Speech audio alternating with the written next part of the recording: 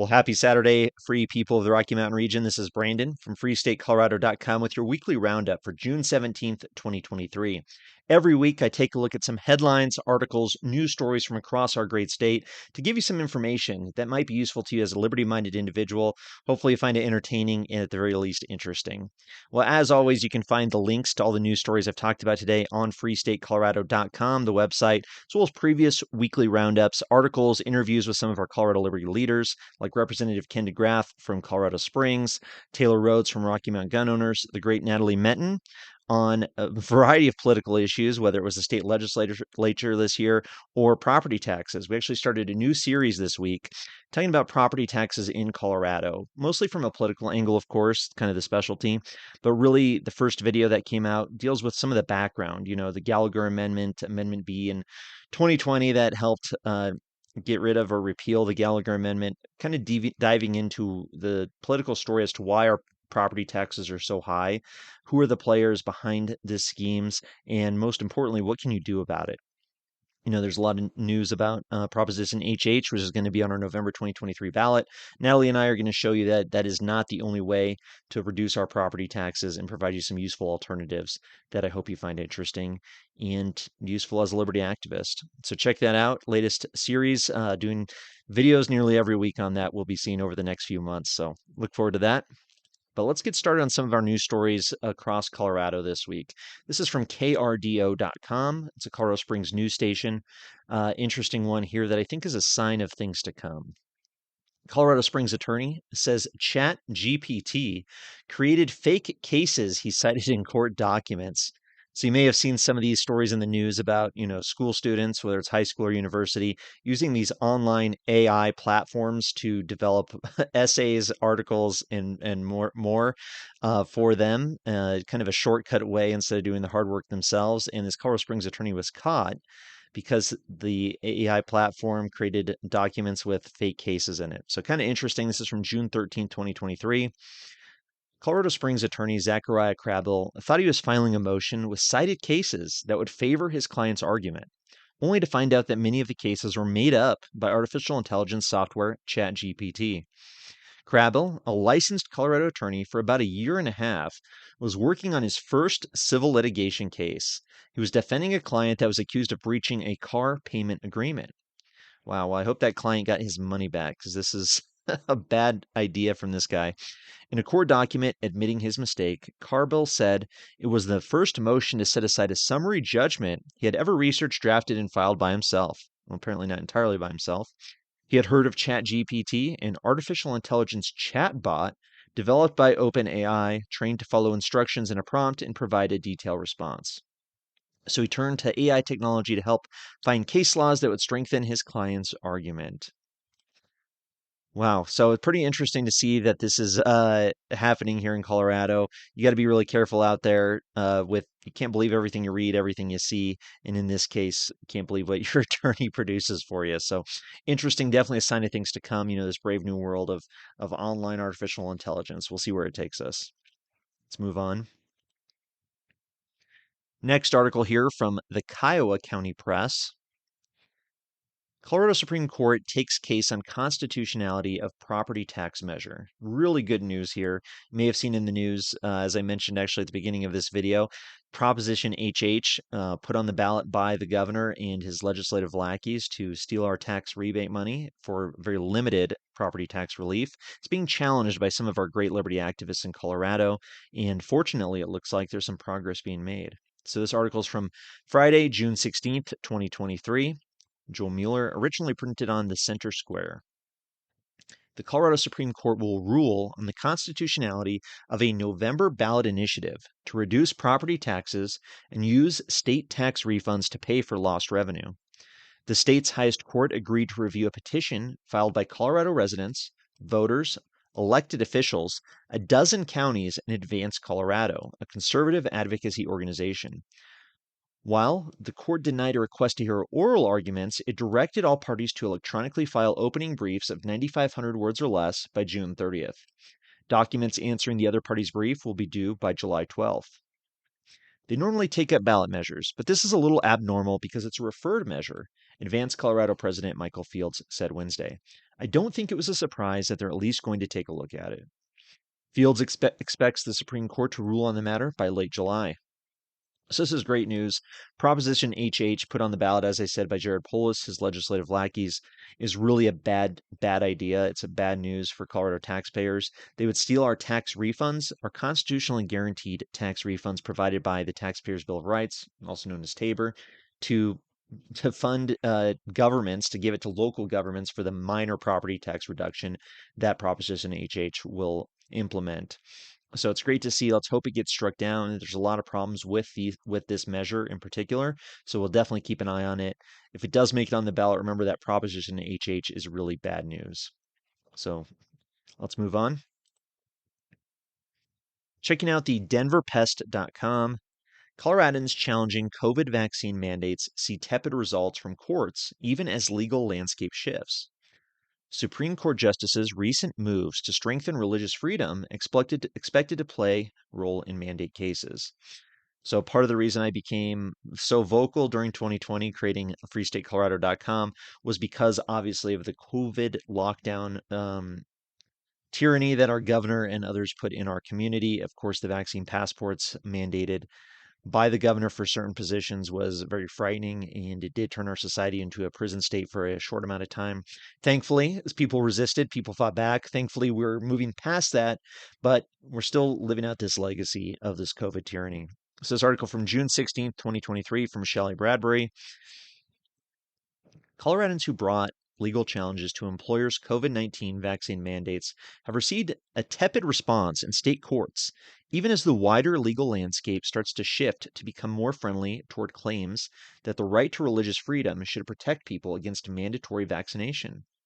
Such constitutional challenges to vaccine mandates have long been dismissed by courts. The U.S. Supreme Court first upheld vaccine mandates in 1905. But recent moves by the justices to strengthen religious freedom in other contexts have begun to shift away from that long held precedence. If you had written a textbook on public health law 3 or 4 years ago, what it would have said about these challenges is not very likely to succeed, said Daniel Goldberg, associate professor at the University of Colorado's Anschutz Medical Campus. The textbooks are being rewritten as we speak. It's not the same textbook in 2023 that it was in 2019. It just isn't. It's wild. In Colorado, at least 28 lawsuits have been filed since 2021 that challenged employers' COVID-19 vax mandates. A review of court records show most of those cases remain ongoing and have not been decided. But the cases that have been decided generally saw judges issuing rulings that favored vaccine mandates. So that's too bad. In 3 cases, judges dismissed the lawsuits outright. 2 were dismissed for the lack of jurisdiction, including one brought by several Denver police officers, and 1 was dismissed for failing to state a claim, court records show.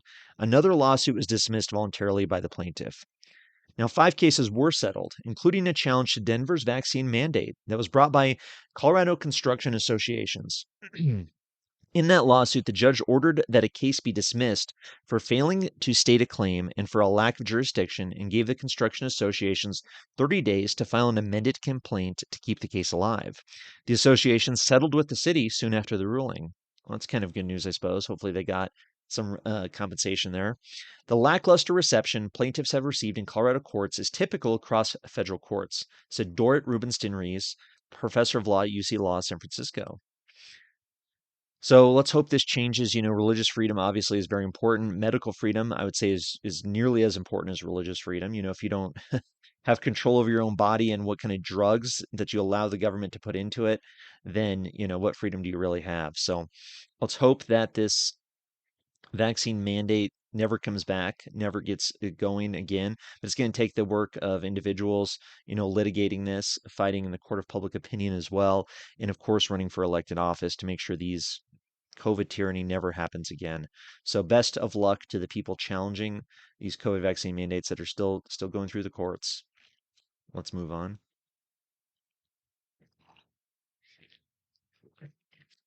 From a website I hadn't heard before, so I wasn't too sure that this was real news, but doing a little digging, it does seem like this is an actual accurate news story.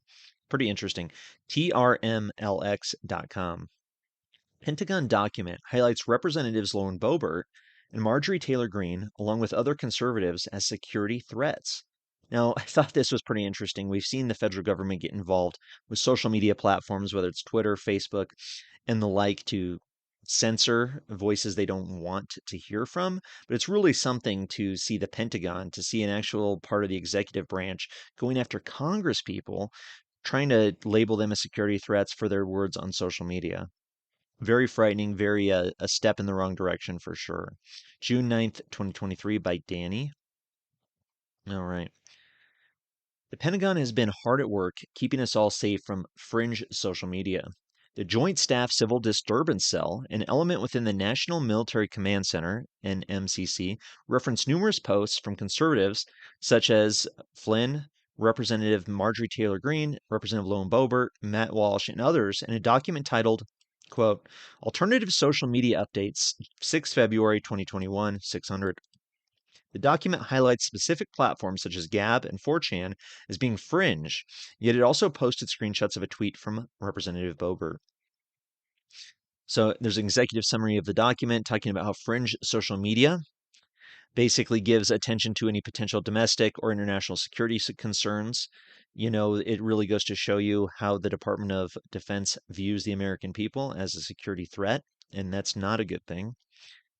Looking down to see, most importantly to us here in Colorado, what do they think about Lone Boebert? I mean, it's very interesting to see the outcry or the outrage against her, to see how wild these Democrats get, how wild the establishment gets, how wild the swamp, if you will, gets at her. They definitely want to take her out. It doesn't really seem that extreme, except maybe that the fact that she doesn't really play by the rules as much and has a little bit of a different opinion. So very frightening to see her not being tolerated by the Department of Defense. Representative Lone Boebert's Twitter account, they are not reposts someone else posted to their own account and a commentary on, rather original posts from sitting congresswomen who the Pentagon has taken the time to highlight for what appears to be their concern as a security threat. Wow. Absolutely crazy. So here's Lauren Boebert's Twitter account said, Biden's defense secretary ordered a 60-day service-wide stand-down to address extremism within the U.S. military. This is nothing but a political litmus test of our brave men and women. It is obscene and dangerous to use soldiers who risk their lives for America as political pawns. We can hardly be surprised by these political litmus tests given Biden's political vetting of the 26,000 National Guard troops in D.C. for his inauguration. So pretty interesting. They think that that tweet by Lauren Boebert, our elected congressperson, elected congresswoman, a duly appointed elected person representing the people of Colorado's 3rd congressional district, is being extremism and being concerned for national security threats. I mean, pretty wild, right? I mean, all she's doing is questioning the fact that government policy, Defense Department policy is maybe politically driven, and they see that as a threat to the security of the country. So, very interesting to see what the Department of Defense considers a threat, and also very frightening to see them targeting a congressperson for their views. So, pretty wild. Of course, this article continues to go on. As I said, you can find the link at freestatecolorado.com, but pretty interesting stuff. Let's go ahead and move on. Westward. The left-leaning westward.com, TSA testing facial recognition at Denver International Airport, June 12th, 2023. Katie Cheshire. The wonderful lines at Denver International Airport. It's officially summer travel season, and those making their way to Denver International Airport may want to make sure they're camera ready if they plan to go through the North Security Checkpoint. In November 2022, the Transportation Security Administration began implementing new credential authentication technology, dubbed CAT2, that uses facial recognition technology to match live photos taken at TSA checkpoints with the identification cards provided by travelers. The TSA has added 5 CAT2 units to North Security to test a new facial recognition system. It already has 21 first-generation CAT units across its 3 Denver checkpoints that assist with credentialing. It is also testing CAT2s in 15 other airports. With the CAT2, passengers no longer need to present boarding passes. The machines are designed to conform flight details along with the identities. To me, that's pretty scary stuff. I mean, creating an authoritarian surveillance state, very easy to control the population if you're monitoring the faces of the people walking through, and then deciding who is allowed in certain areas of the airport, who can get on planes based on video surveillance of them. Quote, TSA is conducting biometric operational assessments at 16 domestic airports to study the potential for significant enhancement in identity verification, improved checkpoint efficiency, and to provide passengers with a better checkpoint experience, TSA spokesperson Lori Danker says in an email. Wow. So I don't know what you think. It seems a frightening idea or a bad idea to create this surveillance society where people are going to scan your face, scan your palm, I mean, scan your hands to decide who you are and then move forward to see if you're a threat or not. Not good in my mind. This is not conducive to a free society, a society based on limited government, freedom of the individual, and the ability to travel. So let's move on, see what else is going on here. Complete Colorado page 2, the great CompleteColorado.com. You should be checking every day to see what's happening in our state. The original reporting on page 2 is some of the best out there for us who believe in liberty and freedom. This is from June 12th, 2023, Sherry Pife. More Coloradans carrying as concealed handgun permits climb above pre-pandemic levels. So that is awesome news. I think I'm pretty excited to see this. It's good to see that individuals are taking responsibility for their own security, their own safety, the protection of their family by getting trained, getting a concealed carry permit, and getting out there in the community to make sure that they're taking personal responsibility. We've seen news stories about the record crime in Denver, about all these violence, gang members, shootings, not riots exactly at this point in time, but riots in the past. But couple that up with the creeping totalitarianism we see and people being pushed over the edge by harsh economic climate. So it's good to see individuals taking responsibility for themselves and protecting themselves. So, despite the practice being targeted for restrictions by some municipalities, the number of Coloradans obtaining concealed handgun permits, chips, in 2022 still climbed above pre pandemic levels. Such local gun rights restrictions are possible after Governor Jared Polis, the authoritarian, signed Senate Bill 256 in 2021.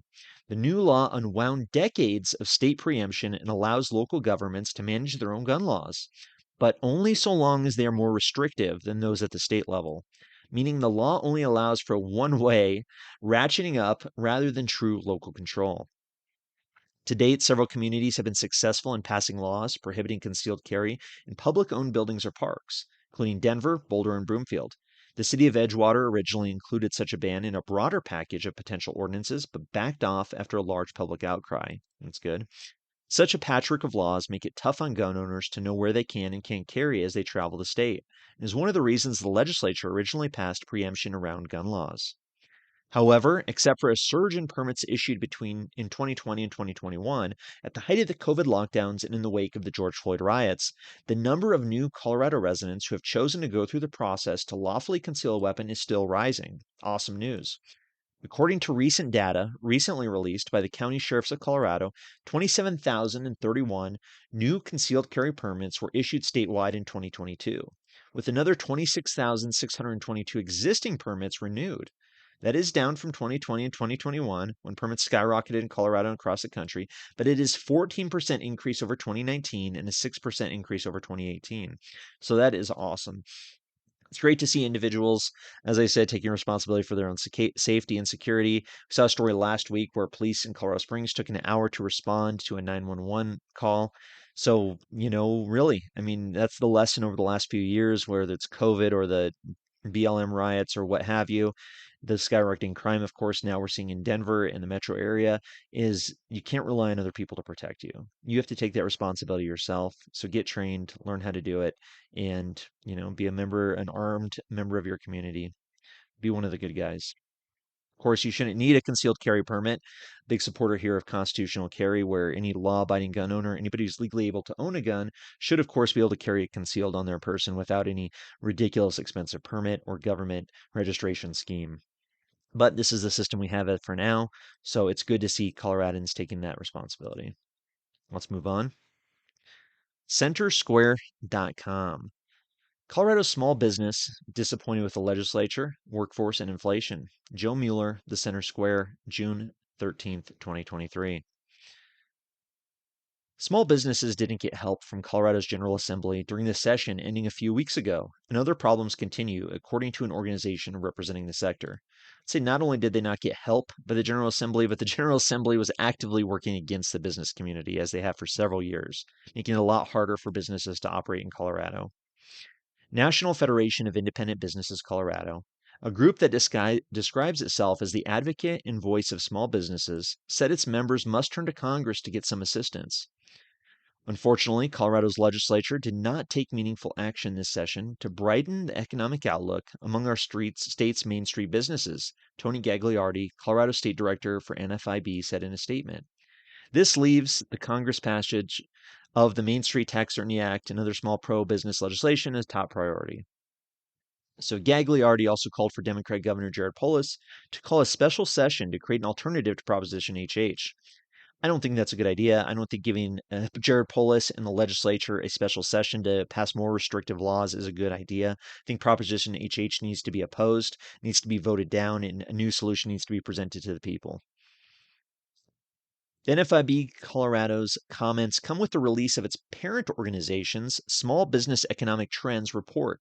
The NFIB Small Business Optimism Index increased 0.4 points in May to 89.4 and marked the 17th consecutive month the index was below a 49-year average of 98. Wow. The last time the index was at or above the average was December 2021. The report found 25% of small business owners said inflation was their single most important problem in operating their businesses, up 2 points from last month. Well, that's interesting. Of course, completely understand that, as the price of goods, the price of everything increases, it becomes a lot harder to be profitable without raising your prices to the consumer, of course. And when you raise prices on the consumer, well, they're less likely to shop with you and not going to spend as much money, of course, because that money's not going to go as far. The research said 44% of owners reported job openings were hard to fill in May, down 1 point from April. Well, that's true. Good help is hard to find. I do agree with that. Colorado's Common Sense Institute reported prices in the state increased by 0.81% during April and May, down from a 1.34% increase during the 2 previous months. It also reported Colorado's inflation rate over the last 12 months dropped from 5.7 to 5.15%. All right. So, very interesting to see that the Colorado legislature is not standing up for small business. In fact, they're actually opposing the efforts of small business people in Colorado with ridiculous regulations, new fees and taxes, and of course, the federal government's responsibility for a lot of this inflation is creating a hard time for our small businesses. These articles go together, right? I mean, this is a whole narrative in Colorado. We're seeing crime increase, we're seeing it harder for small businesses, but we're also seeing citizens respond in some ways in terms of being able to defend themselves. And we're going to see a story here where unfortunately that didn't work out for somebody. So KDVR.com, Fox 31 affiliate here. Fired clerk sues Circle K over its shoplifting policy. So this is a pretty sad story. We saw a similar story happen in King Soopers. I believe that was in like Cherry Creek area or somewhere in Denver there, if I remember correctly. But this is June 14th, 2023. It's very unfortunate as we've seen crimes increasing, right? And these people who work at these businesses want to stop the criminals. They have some self-respect. They have some respect for the place they work. And unfortunately, these cold, uncaring corporations don't care about their workers, as illustrated here. Westminster, Colorado. When an armed robber grabbed a pack of cigarettes, Mary Ann Moreno never thought it would lead to her termination as a clerk for a Circle K convenience store in Westminster. Now the 75-year-old is suing Circle K Stores Incorporated, claiming she was the victim of wrongful termination for her brief interaction with a criminal. I really do not think I would get fired for something like that. If I had chased him out the door or, argued with him, said Moreno, who had worked at the 9489 Sheridan Boulevard location for 18 years. Wow. It was October 4th, 2020, when Tyler Wimmer walked into the Circle K with a knife in one hand and in the other a sealed package that contained a knife. Surveillance video obtained by the problem solvers doesn't indicate that Wimmer threatened Moreno with a knife, but he did ask her to give him a pack of cigarettes for free. Moreno told the problem solvers she explained to Wimmer she couldn't do that or she'd be fired, right? I mean, she can't give away a pack of cigarettes for free. You can't just give away stuff. Wimmer appears to walk away as if he's going to leave the store, but then turns around and walks behind Moreno where the cigarettes are displayed and grabs a pack. As he steals the cigarettes, Moreno can be seen briefly grabbing his arm and then backing away. When he came around that fast, he was like right there. And I freaked out, And I just went like that. She motions, pushing the suspect to create distance. Well, supposedly, I guess I grabbed his arm. I don't remember that, but I push him, and that's when he ran out, Moreno said. In the store video, Wimmer can be seen walking outside, and Moreno immediately calls the store manager and then 911. Circle K video store of Tyler Wimmer stealing cigarettes. By then, a customer named Larry Wagner had already called 911 after seeing Wimmer enter the store with a knife in his hand. He was scary, and like I said, I wish I would have stayed in the store for Mary's sake, but I didn't. But I was like, I need to go call 911, said Wagner, who told Fox 31 he suspected the 37-year-old suspect might be under the influence of drugs based on his demeanor. Big surprise there. Circle K never provided Moreno with a termination letter, but the then 72-year-old said she was fired a few days later for briefly touching the suspect, which she was told violated Circle K's don't chase or confront policy when it comes to shoplifters or robbers. Wow. I mean, absolutely shocking, absolutely terrible. I mean, this poor woman, she's 72 years old. And here comes this guy with a knife on drugs, starting to grab stuff behind the counter, coming up to her, and she grabs him, maybe pushes him away, kind of panics. And Circle K doesn't care. They fire this poor woman. Shame on them. Shame on Circle K. Shame on these big businesses who care more about litigation and their ridiculous corporate policies than the actual people who work in these establishments. So, very sad story. Wish the best for this poor lady. But just another example of how, as crime's increasing across the country, we're seeing this. Of course, there's a big case going on in New York right now. It's happening in Colorado, as other places. Criminals are becoming bold. Whether it's the easy access to drugs, the poor economic situation, the lack of prosecutions by police or district attorneys, or lack of arrests. Criminals are emboldened, right? I mean, we're seeing that all over as crime has continued to increase. What are individuals supposed to do? What are good law-abiding people supposed to do in the community except stand up for the place they work? This is her home for 18 years. How much time do you spend at work? If you can't stand up to try and protect your business where you work and spend so much time, then what are you supposed to do? You know? So I think, unfortunately, a sign of things to come as well, unless this crime issue gets under control. Well, let's move on. Last story of the week here. Really excited about this. One of the most biggest news stories, one of the most exciting news stories I've seen recently. Very, very excited. I think this is an amazing opportunity for Colorado's liberty community to come together to stand up and fight back against this authoritarianism we've seen creeping into our state over the last several decades. Redstate.com. Can libertarians and Republicans in Colorado unite to break the Democrats' stranglehold? Jeff Charles from June 16th, 2023. The Libertarian Party of Colorado and the state's Republican Party have entered into agreement that is ostensibly designed to help the right defeat the stranglehold Democrats have on the Centennial State's politics. Both parties have agreed to certain concessions in order to accomplish this objective. The agreement has been both lauded and pillared in Republican and Libertarian circles and social media. The question is, will anything come of this? The Libertarian and Republican parties in Colorado have decided to establish a handshake deal in which the state-level GOP will refrain from involving itself in local elections, especially ones in which Libertarians are running candidates. In return, the Libertarian Party will not run candidates in state elections, especially close elections in which the GOP would need every vote it can get. In a letter to the Libertarian Party of Colorado, Chairwoman Hannah Goodman, Dave Williams, chairman of the state's Republican Party, made his pledge.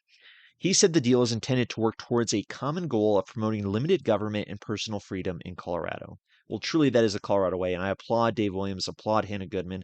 I'm going to be talking to them soon on an interview I'm really excited about, talking about this agreement they have. The GOP acknowledged the Libertarian Party's focus on electing limited government candidates to local office and affirmed that it aligns with our principles of individual liberty and free markets. As such, the Colorado Republican Party agrees not to involve our state organization directly in municipal nonpartisan elections that your party is targeting resources and efforts towards, Williams wrote. He continued, by ensuring the presence of similarly aligned voices and perspectives within our local governments, we can actively challenge the dominance of radical Democrats, fostering a more balanced and accountable system that serves the best interests of all Coloradans. Here's a tweet from the Libertarian Party of Colorado at LPCO. We are excited to share the reciprocal handshake agreement with Colorado GOP. They reinforce the commitment to pro-liberty, free market ideology, and also agree to not get involved in municipal, nonpartisan elections that LPCO has interest in. So there's a letter, you can read it there. Conversely, the Libertarian Party of Colorado agreed to not to run spoiler candidates at the state level that could jeopardize the GOP's chances of winning these seats. There was a caveat to this pledge, however. In Goodman's letter to Williams, she affirmed that the state's Libertarian Party would not run candidates in statewide elections, provided that the GOP only pushes Republican candidates who are liberty focused. The illusion of choice between the Democratic and Republican parties has been whittled away over the years as the GOP continues to support policies and practices they never would have stood for years ago, Goodman wrote. We watched Democrats and Republicans stand together over COVID lockdowns, vaccine mandates, destruction of both the First and Second Amendments, and many more tyrannical moves throughout recent years. Goodman continued, we are calling upon the Republican Party to take our goals and objectives into serious consideration and run strong, liberty-minded, anti-establishment candidates going forward. If the Republican Party runs candidates who support individual liberties, we will not run competing candidates in these races. Furthermore, we reserve the right to run our candidates if you choose not to put forth strong liberty candidates. Here's the Republican Party's tweet here. We negotiated an unprecedented deal with the LPCO that if we run more limited government and pro-liberty nominees, they won't run spoiler candidates. Together, we can break the stranglehold of Democrats' one-party rule over Colorado. So you can read that letter as well. So pretty exciting, very, very exciting to see that this is happening. Of course, both parties are facing a lot of criticism for this, but it is pretty cool to see that this is happening, that there is a unity being formed, people uniting, the liberty community coming together to push back against this outrageous authoritarianism. I mean, if you look at the legislation that the Democrats have presented this year in the legislature, I mean, it's some of the worst we've ever seen. Definitely some of the most radical, anti-gun, anti-property, anti-taxpayer, anti-working class legislation that's ever been introduced in Colorado. So, of course, the Republican Party does have limited resources. They don't have a professional political class in the same manner that the Democrats do. And libertarians, of course, make up a smaller fraction of the voting populace. So to see them being able to be strategic about how they're going to use their limited resources to achieve the broader goal of liberty and freedom in our state is something that's very exciting. And I hope this is a time which maybe people who've stepped away from the political scene can come back, get involved, show up at your local meetings, show up in your local community events, and be a voice for liberty, be a voice for freedom. And, let's stand up and speak out. And here's our time. This is our time to move the liberty, to create the liberty movement, to build the liberty movement and make it a stronger force in Colorado politics. So, like I said, I will soon be doing an interview with Dave Williams and Hannah Goodman discussing their agreement. So, look for that on freestatecolorado.com. Very excited. But thank you very much for your time. Thank you very much for being here. If I missed something, please leave a comment. Any other news stories you'd like me to cover. But as always, like, share, subscribe. Make sure you sign up for the newsletter, the email newsletter on freestatecolorado.com. Well, thank you very much and take care.